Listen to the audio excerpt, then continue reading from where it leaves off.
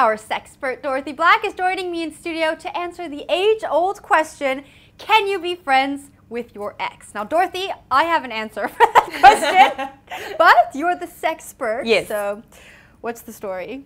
Can you be friends with your ex? No. No, that's my answer. So can you be friends with your ex? I'm still going to go with no. I'm going to go with, like, in general, it's just no.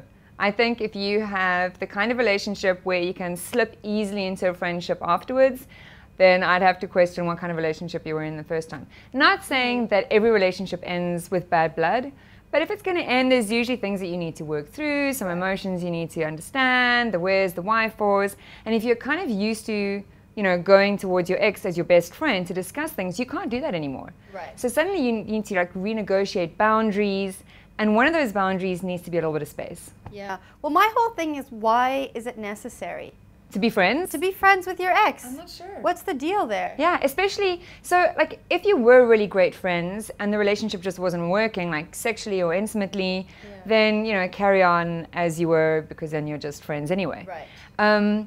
But if something happened, if the communication broke down, you weren't getting along anymore, if you had nothing in common, if someone, you know, dicked around, or if someone cheated, then do you want to be friends with someone like that? You know, so Yeah. you kind of draw a line under it, you package it for a bit, you put it away, and you go deal with your feelings. Well, why do you think people want to stay friends with their exes? For a number of reasons. I think people often want to try and negotiate or renegotiate the relationship, and want answers. And they think that if they can stay in touch, they can get answers from the person, they can get closure. We always want closure at the end of a relationship.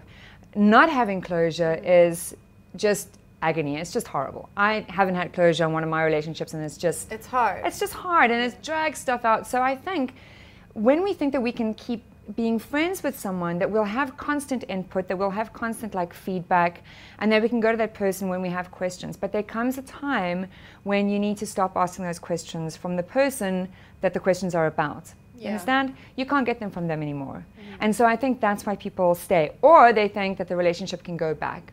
That if they just hang out, the person will come around and they will eventually fall back in love, and they'll carry on, you know, on their happy path to Never Never Land.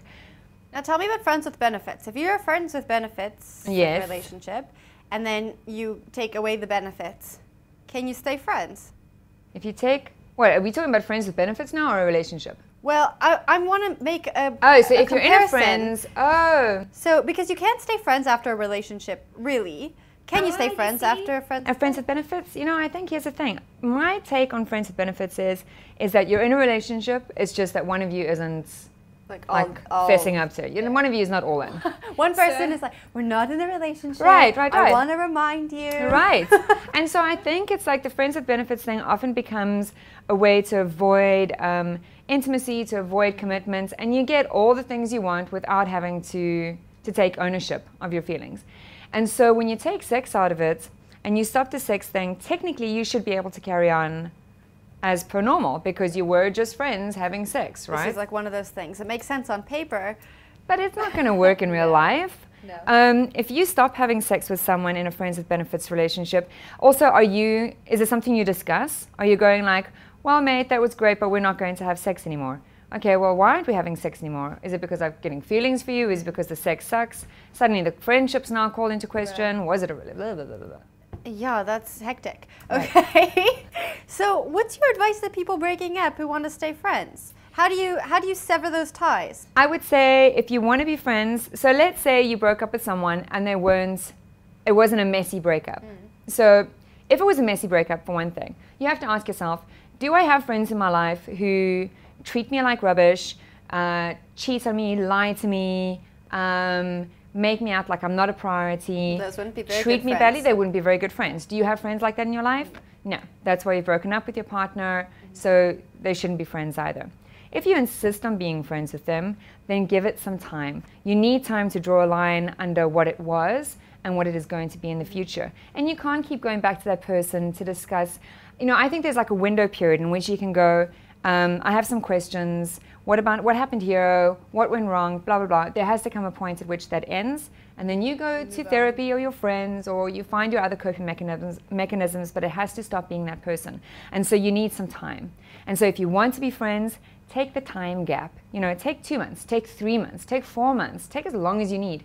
And if you naturally gravitate towards each other as friends again, that's awesome. And if you don't, well, at least you've been honest and given yourself some time to move on instead of living in la-la land about the relationship you don't have. Now, if you do become friends again and the feelings start coming back, what do you do?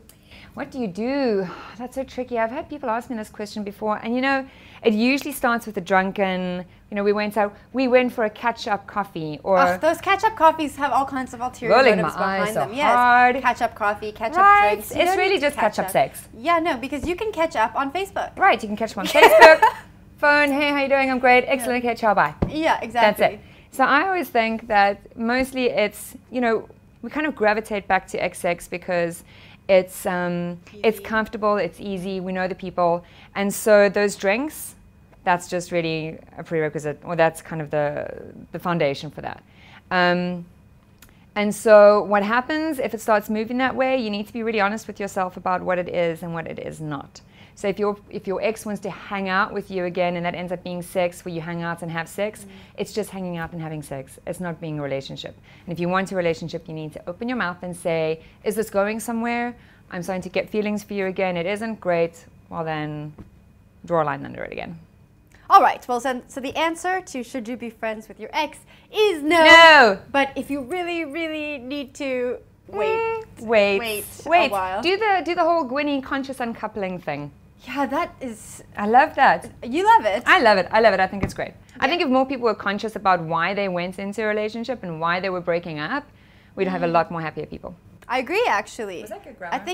I think you converted me on the conscious uncoupling. Uncoupling, yeah. I was on the fence, and now I'm with the converted. Know what your whys are, stick to your whys, and give it some time. Amazing. Well, thank you for coming in, and we'll see you next week for Masturbation Month. Yeah, May Masturbation Month.